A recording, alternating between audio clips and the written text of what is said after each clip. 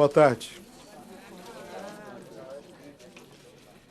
Eu quero, em primeiro lugar, dizer ao povo do Brasil que hoje é um dia, para mim, de muita satisfação como presidente e como brasileiro. Porque eu conversei com os principais candidatos à sucessão presidencial e conversamos com o espírito público, pensando no país.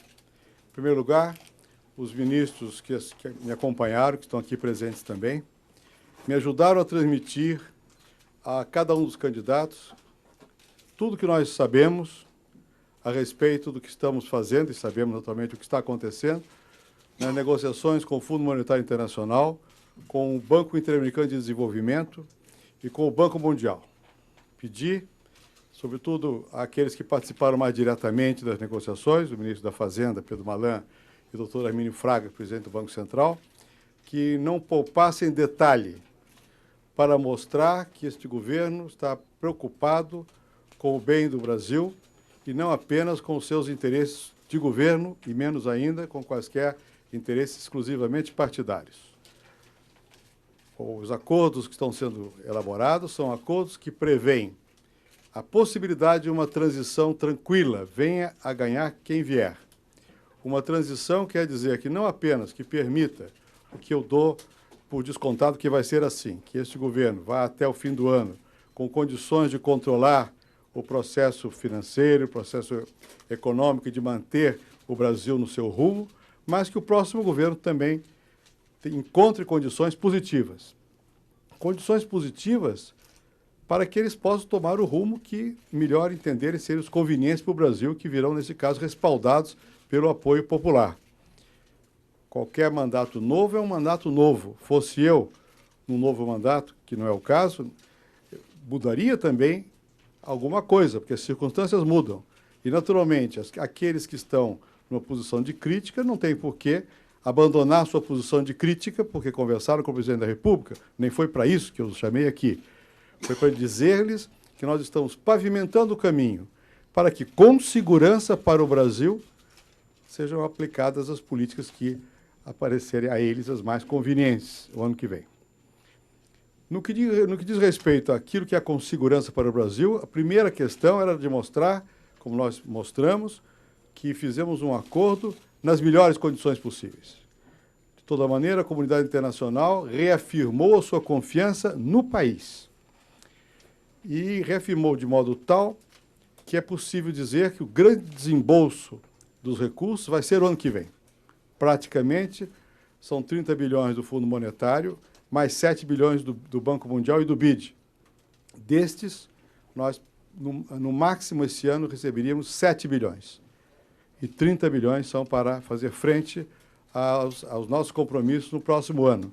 Fazer frente aos compromissos não significa que esses recursos sejam necessários na sua integralidade. A situação da economia brasileira é uma situação de controle. Nós temos absoluta confiança que continuaremos honrando os nossos compromissos.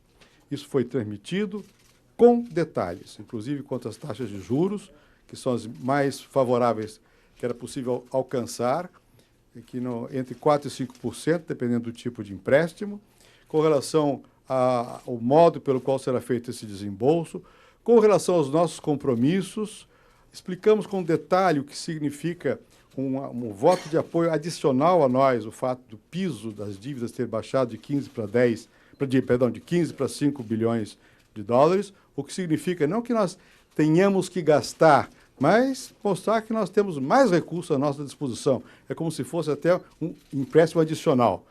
Mostramos tudo isso e que não há nenhum outro argumento ou nenhuma outra exigência embutida no acordo, a não ser o compromisso que já era nosso, já foi votado pelo Congresso, de nós temos um superávit primário de 3,75% no próximo ano, que se prolonga lá nos próximos anos, dependendo naturalmente de circunstâncias, taxa de juros, taxa de crescimento, etc., que serão revistas no decorrer do tempo a cada 4 meses.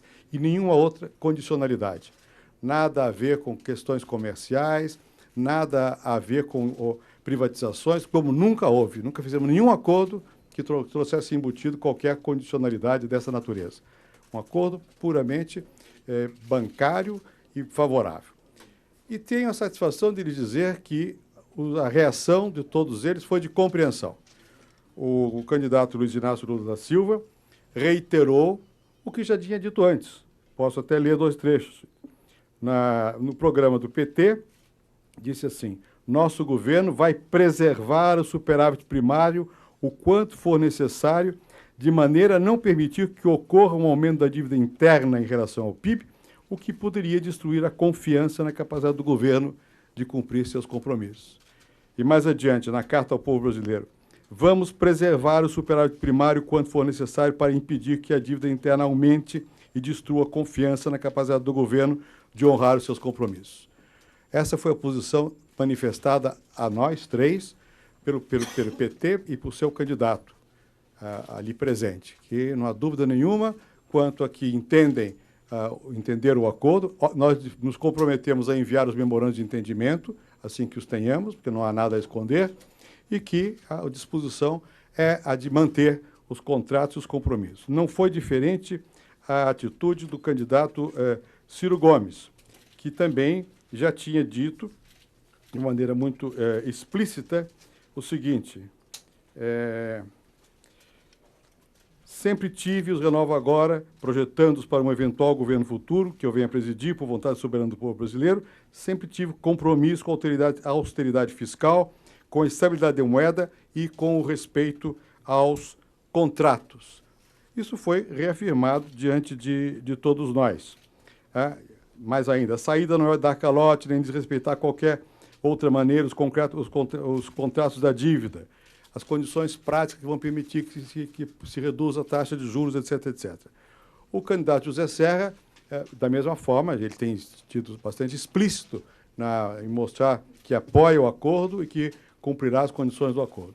De tal maneira, também o candidato Garotinho não fez nenhuma observação, no final deixou aos cuidados do ministro da Fazenda um envelope fechado com uma carta que eu não li, mas na conversa os esclarecimentos foram prestados e ele me disse que parte do que estava naquela carta já estava esclarecido. E ele disse também, já era uma previsão antes do acordo, quanto ao superávit primário de 3,75. Portanto, não há problemas quanto a isso. Todos reafirmaram esta mesma linha, esta mesma posição. Tampouco li o texto que foi deixado só ao final pelo candidato Luiz Inácio Lula da Silva, que, na verdade, reafirma, porque já tinha dado essas notas que eu acabei de ler, e faz outras considerações sobre questões que não são pertinentes à nossa conversa, porque não diziam respeito à questão do Fundo Monetário Internacional. De modo que eu acho que foi uma prova de maturidade. Maturidade política, de compreensão, de clareza, de transparência. Aqui não há cartas escondidas na manga, aqui há a vontade de ajudar o Brasil. Eu acho que eu queria transmitir isso ao povo brasileiro e dizer que estou muito contente por ter sido possível realizar com alto nível de civilidade esse acordo. Presidente, em algum momento da conversa do senhor, houve algum momento de, vamos assim dizer, descortesia por parte de algum candidato? Não, de forma alguma. No encontro do senhor com o candidato Ciro Gomes, os senhores estavam ali muito sérios. Houve algum... Não. Não, absolutamente. Pelo contrário, ele teve as palavras que ele dirigiu a mim, aqui estão as presentes, foram de respeito e também, da mesma forma, eu tratei com toda a consideração.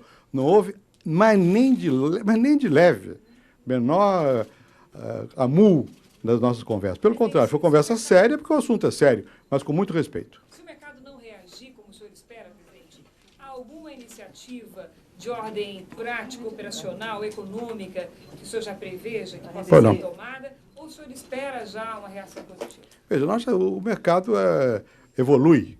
Né? E muitas medidas já estão sendo tomadas. Algumas das medidas que foram mencionadas nos documentos que foram entregues posteriormente já estão em prática. Por exemplo, hoje o Banco Central anunciou que terá 2 bilhões de dólares para as linhas de comércio exterior. Amanhã, provavelmente, haverá a definição, a regulamentação disso, detalhes sobre essa matéria.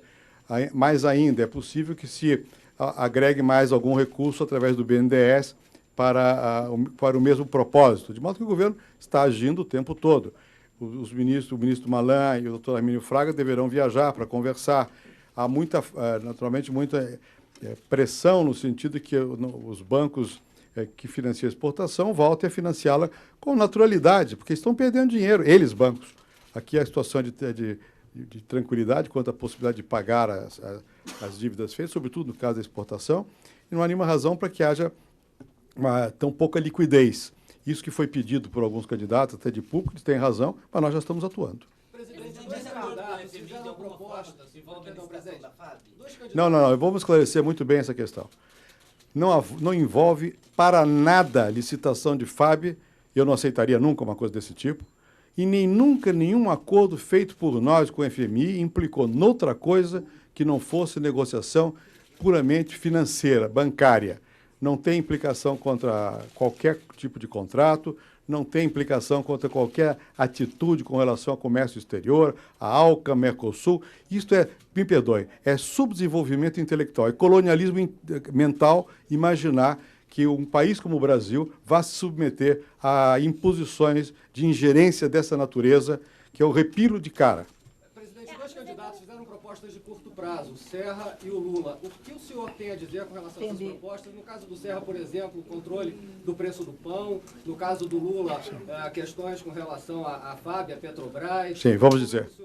Com relação, com relação à questão de preço de pão, é um assunto que o ministro da Fazenda tem que examinar, a questão se há algum mecanismo a ser, enfim, implementado. Com relação à questão de plataforma, isso não é uma questão do governo, é da Petrobras. Eu acho que tem que ser examinado lá. Quanto eu saiba, a Petrobras fez uma licitação, ganhou uma empresa, perdeu outra. A Petrobras pediu à empresa vencedora que ampliasse a parte do trabalho a ser executado por esta empresa aqui no Brasil, para que ela possa funcionar melhor. Todas as duas empresas produzem uma parte aqui, outra parte lá fora. É uma questão de balancear. Quanto às plataformas futuras, eu disse que eu não estou informado a respeito. Aí o que a Petrobras dará, naturalmente, no momento adequado as explicações, é que se trata de plataformas de alta complexidade, porque nós precisamos explorar petróleo em maior profundidade, e um petróleo que é um petróleo difícil de ser extraído, que precisa de plataformas complexas. A questão é saber, em termos de tempo, o que convém mais ao país, ao emprego no Brasil. É importar petróleo ou produzir mais depressa o petróleo. Nós teremos, efetivamente, condições de fazer uma plataforma complexa aqui ou não. Se tivermos, é melhor que seja feita aqui. Se não tivermos, é como o caso de um avião, que não seja avião. Nós somos capazes hoje de produzir aviões, mas alguns nós não somos, nem por isso deixamos de comprar lá fora. É uma questão que tem que examinar com objetividade. E no que diz respeito à questão de aviões, de Embraer, para ser mais preciso, eu não tenho nenhum resultado ainda. Quer dizer, esse governo é um governo sério e transparente. Quando se faz uma licitação internacional, cumpre as regras do edital. Quer dizer, quem fizer uma proposta melhor, e nesse melhor se inclui transferência de tecnologia, se inclui o que vai ter de efeito lateral favorável ao conjunto da economia, se inclui, sim, são ditas importantes, quem ganhar aí ganhou. Não vão pedir a mim que dê uma decisão política, porque isso eu não faria. Eu não sei qual é o resultado, mas a favor de A ou de B. Ou então não se faria nenhuma licitação, tomar-se a decisão política e depois responderia perante o país se a decisão for equivocada. Então eu não vejo outro procedimento, a não ser o procedimento normal de fazer uma licitação. Quem ganhou? Ganhou, tem uma comissão, foi em várias comissões, perdeu, por que ganhou, por que perdeu, se analisa e se implementa. Fora disso, você tem pensado em copo d'água. Quando o senhor pretende definir essa questão, presidente?